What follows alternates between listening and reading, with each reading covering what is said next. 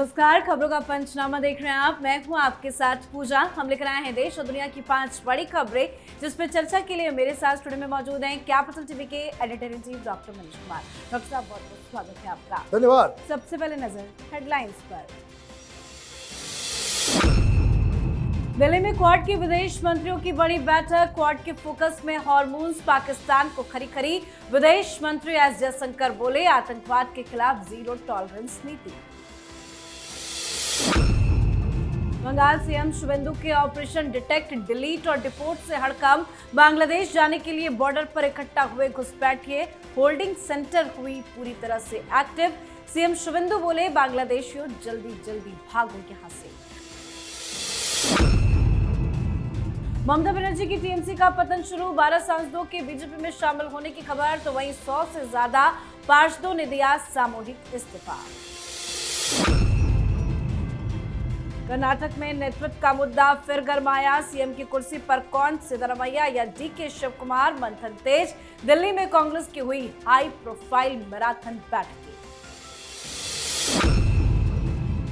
America ने तोड़ा युद्ध विराम। हॉर्मूज स्ट्रेट के पास ईरानी लारक द्वीप पर यूएस का हमला, फिर से बढ़ गया तनाव। खबरों की शुरुआत में सबसे पहले बात क्वाड विदेश मंत्रियों की दिल्ली में बड़ी बैठक की। भारत के विदेश मंत्री डॉक्टर एस जयशंकर ने आज नई दिल्ली में आयोजित क्वाड विदेश मंत्रियों की एक महत्वपूर्ण उच्च स्तरीय बैठक की आधिकारिक मेजबानी की है। इस रणनीतिक बैठक में अमेरिकी विदेश मंत्री मार्को रूबियो, जापानी विदेश मंत्री मोटेगी और ऑस्ट्रेलिया के विदेश मंत्री पेनी वोग ने एक साथ हिस्सा लिया। क्वाड की बैठक में हॉर्मूज का मुद्दा छाया रहा। इस संगठन में शामिल देशों के विदेश मंत्रियों ने हॉर्मूज स्ट्रेट को जल्दी से जल्दी खोलने पर चर्चा की। मीटिंग में हॉर्मूज को खोलने और बिना रुकावट के जहाजों के गुजरने पर बातचीत हुई है। बैठक के बाद भारत के विदेश मंत्री एस जयशंकर ने कहा कि चारों सदस्य देश व्यापार, स्वास्थ्य सेवा और डिजिटल सहयोग जैसे क्षेत्रों में आदान प्रदान के जरिए इनोवेशन को आगे बढ़ा रहे हैं। जयशंकर ने कहा कि एक लोकतांत्रिक राष्ट्र के रूप में हमने आतंकवाद के साझा खतरे का मुकाबला करने पर भी ध्यान दिया है। आतंकवाद के प्रति बिल्कुल भी सहनशीलता नहीं होनी चाहिए और आतंकवादी हमलों से प्रभावित देशों को अपनी रक्षा करने का अधिकार है। उन्होंने कहा कि क्वाड में शामिल देशों को आतंकवाद के खिलाफ एकजुट होना होगा। सर, क्वाड की मीटिंग में क्या कुछ हुआ? देखिए, ये मीटिंग बहुत ही ज़्यादा इम्पॉर्टेंट था, क्योंकि दुनिया के कई सारे लोग, खास करके एनालिस्ट, वो ये कह रहे थे कि क्वाड इज डेड। क्वाड जो है वो खत्म हो गया है, उसकी कोई ज़रूरत नहीं है, क्योंकि डोनाल्ड ट्रंप बिल्कुल अलग तरह की पॉलिसी कर रहे हैं। क्वाड 4 देशों का समूह है, अमेरिका, इंडिया, ऑस्ट्रेलिया और जापान। और ये समूह चीन के खिलाफ बनाया गया, क्योंकि जिस तरीके से साउथ चाइना सी के अंदर चीन की दादागिरी, जिस तरीके से जहाज़ों के ऊपर नज़र रखना और वो फ्री मूवमेंट के ऊपर बाधा क्रिएट करना, ये चीन की दादागिरी के खिलाफ जापान, ऑस्ट्रेलिया, इंडिया और अमेरिका। और इसीलिए ये बड़ा इंपॉर्टेंट है कि जो लोग कह रहे थे कि क्वाड खत्म हो गया है, आज की मीटिंग में क्या हुआ? आज की मीटिंग में हॉर्मूज का मुद्दा उभरा। क्यों उभरा? क्योंकि ईरान ने यही शिपों के फ्री मूवमेंट को रोकने की जरूरत की है। और किसके इशारे पे? ये पूरा का पूरा क्वाड चीन के खिलाफ, और ईरान वो चीन के इशारे, चीन की सहमति और चीन की समर्थन की वजह से वो ये काम कर पा रहा है। और इसलिए आतंकवाद को एक जरिया बनाया गया कि दुनिया का, मार्क रूबियो ने क्या कहा कि दुनिया का सबसे बड़ा आतंकी नेशन ईरान है, और ईरान को आतंकवाद के नाम पे आप उनके ऊपर कार्रवाई करेंगे, दुनिया भर से आपको समर्थन मिलेगा। तो ये एक नया ट्रेंड देखने को मिला। और मैं फिर कह रहा हूं, जिन लोगों ने कहा कि क्वाड डेड हो चुका है, मार्क रूबियो के बयान को उन्हें देखना और समझना चाहिए। उन्होंने पहली बार ये कहा कि ये क्वाड, ये कोई सेमिनार, बातचीत और डिस्कशन करने का फोरम नहीं है। हम लोगों ने नई दिल्ली में इस फोरम को एक्शन लेने वाले एक फोरम में तब्दील किया है। मतलब एक बहुत बड़ा डेवलपमेंट चीन, पाकिस्तान और ईरान को लेकर अंदर खाने बातचीत हुई है। जी, अब बात बंगाल के सीएम शुभेंदु अधिकारी के एक्शन की। पश्चिम बंगाल में मुख्यमंत्री शुभेंदु अधिकारी के नेतृत्व वाली बीजेपी सरकार का घुसपैठियों पर एक्शन शुरू हो गया है। पीएम मोदी और गृह मंत्री अमित शाह के डिटेक्ट, डिलीट और डिपोर्ट नीति का जमीनी असर दिखने लगा है। राज्य सरकार की सख्त प्रशासनिक कार्रवाई और होल्डिंग सेंटर बनाए जाने की घोषणा के बाद बंगाल के विभिन्न हिस्सों में अवैध रूप से रह रहे बांग्लादेशी प्रवासियों में भारी हड़कंप मचा हुआ है। आज सुबह उत्तर 24 परगना के हाकिमपुर चेकपोस्ट और मालदा के सीमावर्ती इलाकों में सैकड़ों बांग्लादेशी पुरुष और महिलाएं वापस अपने देश लौटने के लिए सीमा पर जुटने लगे। दूसरी ओर मालदा के इंग्लिश बाजार टाउन में राज्य का पहला होल्डिंग सेंटर पूरी तरह से एक्टिव हो गया है, जहां कड़ी सुरक्षा और सीसीटीवी निगरानी के बीच में संदिग्ध प्रवासियों को रखा जा रहा है। आज सीएम शुभेंदु ने भी बड़ा बयान दिया। उन्होंने सख्त चेतावनी देते हुए कहा कि जल्दी जल्दी भागो यहां से, वरना एक्शन लेंगे। हम घुसपैठियों को जेल भेजकर रोटी नहीं खिलाएंगे, वो दामाद नहीं है। सर, सीएम शुभेंदु तो बड़े एक्शन भी दिख रहे हैं, चेतावनी भी दे रहे हैं। बॉर्डर की अभी फिलहाल ताजा स्थिति क्या? देखिए, कई जगह से खबर आई, आपने हाकिमपुर के बारे में बताया, मालदा में ये सारी चीजें हो रही है, मुर्शिदाबाद के पास ये मूवमेंट देखने को मिल रहा है, स्वरूप नगर में देखने को मिल रहा है, जहां जहां ये बांग्लादेशियों को अब ये लग रहा है कि हमें भगाया जाएगा। जिस तरीके से डिटेंशन कैंप की बात हर जगह फैली है और ये कहा गया है कि हर डिस्ट्रिक्ट में एक डिटेंशन कैंप बनेगा, पकड़ो और डालो, भागना है तो भागो। तो ये लोग भाग रहे हैं, लेकिन ये सिर्फ उस एक्शन के तहत आप मत देखिए कि शुभेंदु अधिकारी क्या कर रहे हैं। आज अमित शाह ने क्या किया? आज अमित शाह ने जस्टिस नावलेकर के लीडरशिप में एक कमेटी का गठन किया है। ये कमेटी किस लिए? ये कमेटी इसलिए कि जो बांग्लादेशी घुसपैठिए हैं या घुसपैठिए हैं, उनकी वजह से डेमोग्राफिक चेंज अगर हो रहा है, उसके खतरे को जानने समझने और कितना ये बदल चुका है।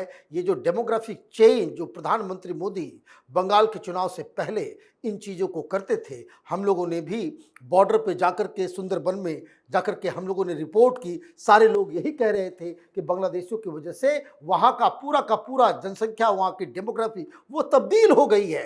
तो केंद्र ने एक कमेटी भी बनाई है इस खतरे को। ये घुसपैठिए ये कोई छोटा मोटा प्रॉब्लम नहीं है, it's a threat to national security. और ये नेशनल सिक्योरिटी को एड्रेस करने के लिए केंद्र सरकार अपना काम कर रही है और शुभेंदु अधिकारी वो तो जबरदस्त काम कर रहे हैं। जी, तो बंगाल में सीएम शुभेंदु का सुपर डुपर एक्शन जारी है, तो वहीं टीएमसी टूट के कगार पर है। चुनाव में करारी हार के बाद तृणमूल कांग्रेस में अंदरूनी संकट और बढ़ता दिख रहा है। बताया जा रहा है कि लोकसभा में तृणमूल के कई सांसद बीजेपी के संपर्क में है और उनमें से एक बड़ा समूह पार्टी छोड़ सकता है। लोकसभा में तृणमूल के कुल 29 सांसदों में से करीब 12 सांसद बीजेपी में शामिल होने या समर्थन देने की योजना बना चुके हैं। इसके अलावा 5-6 अन्य सांसदों से भी बातचीत चल रही है। साथ ही एक और खबर ये भी है कि अब पार्षदों ने भी ममता का साथ छोड़ दिया है। नगर पालिकाओं में इस्तीफों की लहर चल रही है। तृणमूल कांग्रेस के 100 से ज्यादा पार्षदों ने एक के बाद एक सामूहिक रूप से इस्तीफा दे दिया है,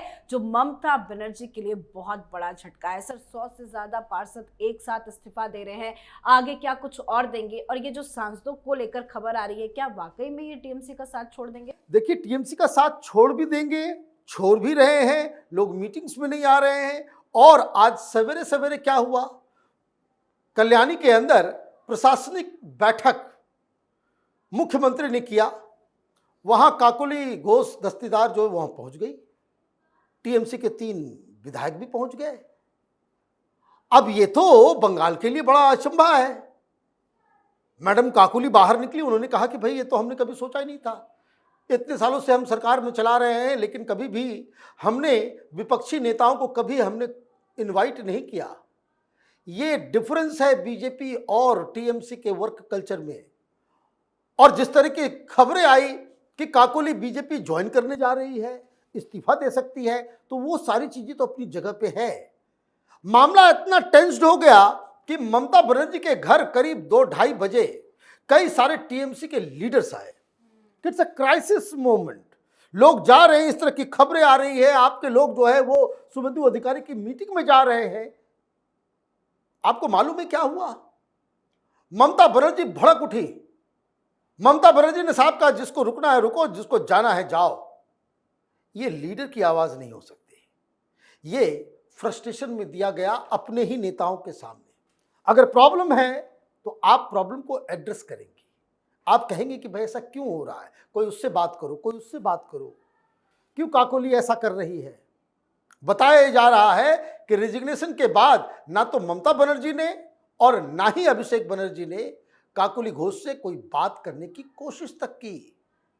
ये कहानी है। इसका मतलब ये है कि शी ऑल्सो नोज कि उनकी पार्टी खंड खंड विखंड होने जा रही है। जी, अब बात कर्नाटक कांग्रेस की। कर्नाटक की राजनीति में इस वक्त उथल पुथल मची हुई है। सीएम सिद्धरामैया और डिप्टी सीएम डीके शिव कुमार दिल्ली में मौजूद है। दोनों ही नेताओं को दिल्ली तलब किया गया था और दिल्ली के इंदिरा भवन में एक हाई वोल्टेज बैठक भी हुई। राहुल गांधी, मल्लिकार्जुन खड़गे, केसी वेणुगोपाल, रणदीप सुरजेवाला और कर्नाटक के सीएम और डिप्टी सीएम के बीच लगातार बंद कमरे में मैराथन बैठकें हुई। कभी राहुल डीके शिव कुमार के साथ अलग से मिले तो कभी सिद्धरामैया के साथ अलग से बैठक हुई। कई दौर की लंबी बैठक हुई है। अब बैठक के नतीजों को लेकर हर कोई इंतजार में बैठा हुआ है। सर, सुबह 11 बजे से लगातार मीटिंग, क्या कुछ हुआ होगा मीटिंग में? देखिए, मीटिंग खत्म हो गई और जो मेरी जानकारी है वो ये है कि डीके शिव कुमार मुख्यमंत्री बन रहे हैं। राहुल गांधी को झुकना पड़ा क्योंकि राहुल गांधी की ही जिद थी कि हम नहीं जानते, कोई 2.5 साल का कोई करार था,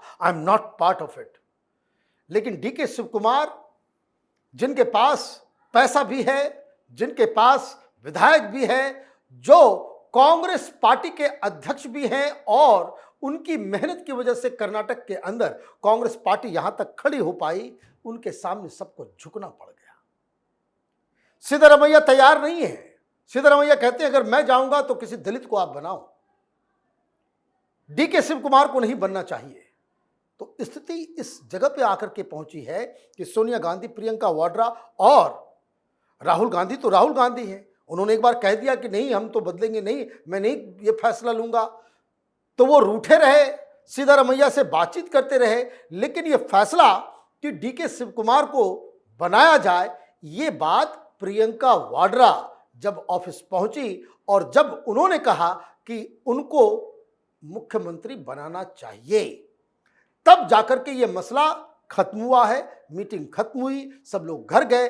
अब सिद्धरामैया को कैसे टैकल करना है, बाकी पार्टी के नेताओं को कैसे टैकल करना है, ये अब कांग्रेस पार्टी के मैनेजर्स की चिंता है। फैसला ऑलमोस्ट हो चुका है कि डीके शिव कुमार मुख्यमंत्री बनने जा रहे हैं। अब बात आज की आखिरी खबर की। अमेरिका ने एक बार फिर ईरान पर हमला कर दिया है। हॉर्मुज़ के पास दक्षिणी लारक द्वीप पर हमले हुए हैं। इस हमले में कई लोगों की जान भी जा चुकी है। अमेरिकी सेना का कहना है कि उन्होंने ये हमले आत्मरक्षा के लिए किए हैं, जिसमें उन्होंने ईरान के मिसाइल साइट और खदानें बचाने की कोशिश कर रही नाव पर अटैक किया है। अब कल तक कई देश इस उम्मीद में थे कि दोनों पक्षों के बीच शांति प्रस्ताव पर समझौता हो जाएगा। अमेरिका और ईरान की तरफ से ऐसे संकेत भी दिए जा रहे थे कि शांति समझौते की बातचीत सही दिशा में आगे बढ़ रही है। लेकिन इसी बीच अमेरिकी सेना का स्ट्रेट ऑफ हॉर्मुज़ के पास ईरानी लारक द्वीप पर हमला करना इस तनाव को और ज्यादा बढ़ा सकता है। सर, कहां शांति वार्ता चल रही थी, लेकिन सीज फायर क्यों डोनाल्ड ट्रंप ने तोड़ दिया? देखिए, ये सीज फायर नहीं तोड़ा गया है जो उनकी तरफ से कहा जा रहा है।